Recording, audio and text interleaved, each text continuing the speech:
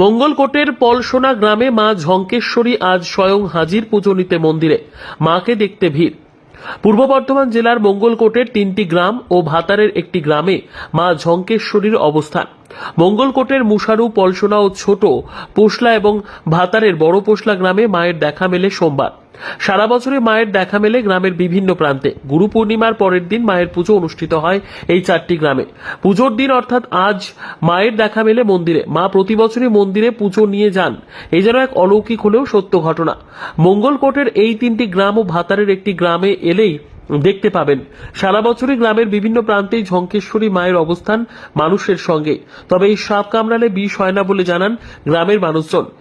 এই সাপ কামড়িয়ে গ্রামে কখনো কেউ মারা যায়নি দাবি গ্রামবাসীদের। সব মিলিয়ে চিরাচরিত প্রথা মেনে পালিত হলো মা ঝঙ্কেশ্বরীর পুজো। বেহুলার স্বামী লক্ষিন্দরকে যে সাপে কেটেছিল সেই কালনাগিনী এখানে মা ঝাঁকলাই নামে পরিচিত।